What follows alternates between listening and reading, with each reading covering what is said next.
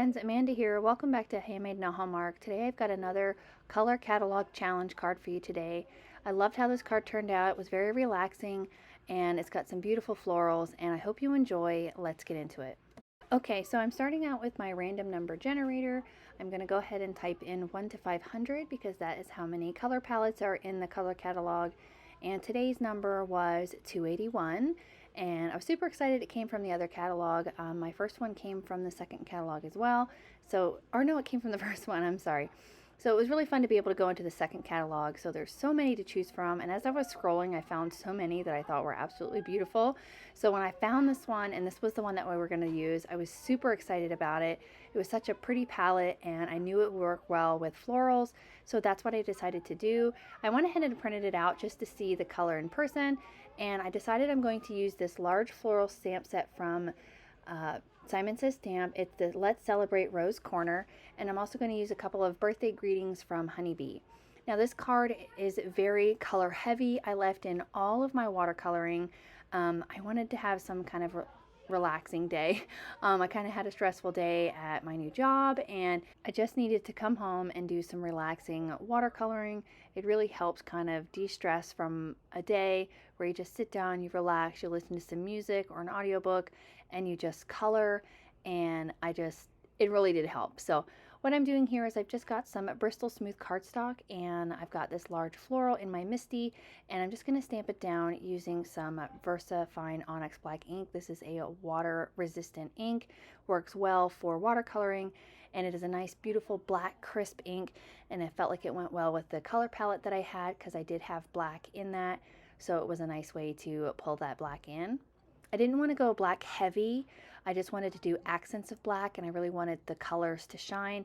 Now again, like I've mentioned in my last couple of color challenges, these are just guides. If you don't get the colors exact, it's just a way to kind of see colors together and really just kind of see how they go well together. Again, it's just a guide. It's not meant for you to find exact matches, exact color combinations.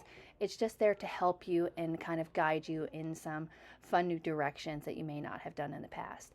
So I'm going to hit that with my heat gun and then I'm going to get right into my coloring. I am going to be using some distress inks today for my watercoloring. I haven't done watercoloring with distress inks in a really long time and I really love doing it. It was one of the first watercolor mediums that I kind of got into.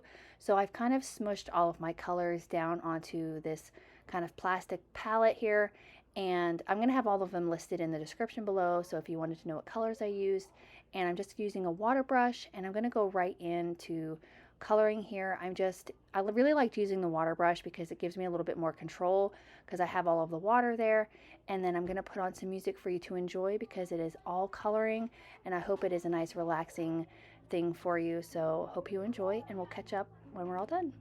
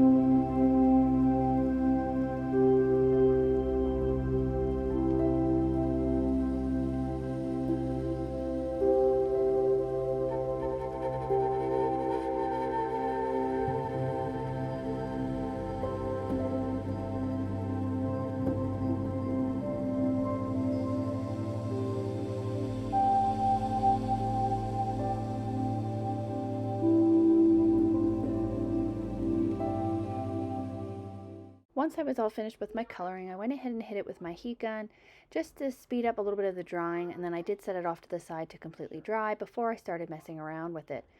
While that was drying, I went in with my elements for the rest of the card. So I have a white panel here that's cut down to fit on the inside of my card base. I am going to be using a black card base just to pull some more of that black in, and I wanted to have a nice clean space for a greeting. And so I'm taking that large floral again and I'm stamping it down with my favorite fog ink from Simon and doing just a little bit of ghost stamping in the background there just to kind of pull the card together. It's one of my favorite ways to add some interest to the inside of the card. I'm going to go ahead and clean that stamp off really, really well with some Stays On stamp cleaner. And I'm going to get that, go ahead and put that away and get out a greeting from the Birthday Wishes stamp set from Honeybee Stamps. And I'm going to be using the Sending You All the Brightest Wishes. I felt like it was a really nice sentiment for the inside of the card. And I'm going to stamp it down using that same VersaFine Onyx Black ink. Just to keep it simple, I had thought about stamping it down using some of the colors that I used on the inside of the card, or the outside of the card, excuse me, but I decided just to stick with the black. Again, trying to keep it simple, trying to kind of minimize the amount of supplies that I use, just so I can actually get a card finished without stressing out about it too much. And I was trying to de-stress today, so got that all finished. Gonna get that stamp cleaned off as well, and I'm gonna work on the second part of my greeting. I'm going to do some heat embossing on some black cardstock. I really like doing that with some larger greetings, especially if they're stamps. And with this particular set, all of the stamped images have dies to cut them out. And I love the idea with this big birthday greeting to do it on black and stamp it in white. Again, to pull some more of that black in, I just wanted to have hints and accents of the black to complement all of those beautiful purples and pinks. And so I'm just stamping it down with some Versamark ink, and I'm going to be using my Brutus Monroe Alabaster White embossing powder to go ahead and do the embossing on that. And I really love the way that this turned out. I felt like it was really nice and simple with just those hints of black. Sometimes black can be intimidating, especially whenever you see it in a color palette. I really like using it as more of an accent color than a main color. It just depends on the idea that I come up with. If you use it as, outlines or in greetings or as in small embellishments like I'm going to do today, it really helps kind of pull everything together, and it helps you kind of get that color in that you may be kind of afraid to use in a card design, especially one that has all these florals and is very elegant and pretty. I think black really kind of elevates a card in that way. And I do apologize for any background noise. The boys are having a good time tonight. So for the second part of my greeting, I am using the happy portion stamp. It's just an individual happy stamp, and I'm just going to do it on some white cardstock with that same black ink, and I'm going to die cut everything with those coordinating dies. Next, I wanted to add something to the background behind my florals. This could be done ahead of time, but I'm always really nervous about painting over text like this. So I have the friendship text background from Simon Says Stamp, and I'm going to put it in my MISTI here, and I'm going to use my fog gray ink, and I'm just going to kind of ink up the background stamp in the areas that are going to be kind of surrounding the flower. So in those white areas, I felt like it was too white, too stark white. So I wanted to add something in the background, and I felt like this friendship text background went really well with this birthday card. I really like lots of text backgrounds. I really want to get some more for my stash. I really think they're a nice way to add interest and elements to a card that, has got a lot of, blank space, whether it's white or it's color, or you want to add something in the background on your own. You can do that with a text stamp. So I've got that all finished there, and I can get the rest of my elements ready here. I'm going to go ahead and die cut this piece out now that I have it exactly where I want it. I'm just using some waffle flower A2 size nesting dies, and then I'm going to go ahead and die cut my greetings. I love that Honeybee has these stamp and die sets that cut out the greetings. As you guys know, it is one of my favorite ways to have greetings just because it makes it easier. Sorry for all the noise. They are having a blast. They're having a really good time. But I love having these dies because it really helps you kind of fit things in. I really have a hard time with having to use banner dies and things to cut out my greetings. I feel like it just takes up a lot of space on the card. I don't mind it every once in a while depending on the design, but something like this, I want it to be really subtle. So that's why I was really glad to have these birthday greetings with the dies as well. So I'm going to go ahead and get those adhered down here with some low tack washi tape and run it through my die cutting machine, and we can get to assembling of the card. Gonna get my card base ready here. This is just some Simon Says black cardstock, and I have it cut to a top folding A2 sized card, and I'm gonna score it at 5.5 to get that top folding card base. It is one of my favorite ways to do any kind of portrait style card, as I love doing top folding cards. I feel like they stand up a little bit better, and it's just a design preference. You could do them however you like. I'm gonna go ahead and adhere my inside piece here with some liquid glue. I liked having, now you could easily just leave it blank on the inside without adding a white piece, and you could just use like a gel pen or something to write a greeting, but I really wanted to have some more of that floral on the inside. I love doing that with florals especially. I think it's a nice way to kind of pull the whole card together. Gonna go ahead and adhere my top panel here, and I love those waffle flower dies because they leave a nice thin border all the way around, really mats out this greeting and pulls that black in beautifully, and I think it really just finishes off the card nicely. I'm just gonna put my MISTI on top of it, give it an opportunity to dry completely nice and flat, and then we're gonna go ahead and get it all ready to go here. I had a little bit of kind of a glue run over, so I just took my tweezers and just kind of scraped that off a little bit. It'll dry clear, but I didn't want to have anything like kind of down at the bottom, so I just went ahead and took care of that. And I'm going to kind of arrange my greeting here, and I wanted to pop up that birthday die, but I didn't want to use foam tape because I don't have a whole lot of the thin foam strips left anymore, and they're my favorites, and I don't want to use them up. I'm kind of hoarding them, so I just went ahead and die cut the actual, like just like I took the birthday die and I just die cut it like 3 times from some more black cardstock and just stacked it up behind the greeting. This is a really great way to add dimension using those dies that come with these greeting sets, because it helps you layer things up. It's the perfect size. You don't have to worry about fiddling with foam tape or anything like that. You just stack them up. You can use any kind of cardstock. If you have like cardstock that you don't like, you know, that's too thin, or it's just something that you personally don't like, you can just use it as scrap pieces for stacking up your greetings, and I think it's a great way to add that dimension. I didn't want to add a ton of dimension. I wanted it to be, you know, somewhat thin for shipping or for mailing out, and this was the perfect way to do it. It didn't add a ton of bulk, but it added just a little bit of dimension that I was looking for. So once I got that adhered down, I'm going to take my reverse tweezers here and just hold on to that little tiny happy part, and I'm going to adhere it right above that, and I think it looks so pretty, nice and simple and elegant, and those florals stand out beautifully. I love this color combination. I think it turned out great, and I wanted to add just a tiny bit more black. I wanted to add some sparkle, so I've got some embellishments here. I think these are the Pretty Pink Posh like Halloween embellishments. I'll make sure I have the actual name down in the bottom, but they were the only like black embellishments that I had on hand other than like a Nuvo drop, and I wanted something that was more of like a crystal. So I dug around in my stash and I found these, and they were the perfect addition to this card. I wanted to add just a little bit more black to pull in that color combination that I had, and I think it worked out beautifully. I love these gems. I love that there's different sizes, and again, you can just search your stash. If just because you have a mixed pack for a particular holiday doesn't mean you can't use it in another way, which I think is great. So I'm going to add that last one on here, and I love how this turns out. I hope you guys enjoyed it as well. I love just being able to relax a little bit and do some watercoloring. I hadn't done in a really long time, and if you enjoyed the video, please consider hitting the like button as well as the subscribes that let YouTube know that you're enjoying all of the content that I'm bringing to you. So here you can see our starting color palette and our finished card.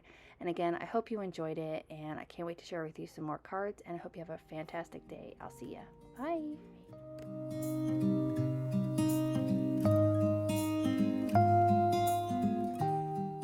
On screen screen, I've got a few videos that I think you'll enjoy. Consider hitting the subscribe button so you don't miss out on any more videos at my YouTube channel.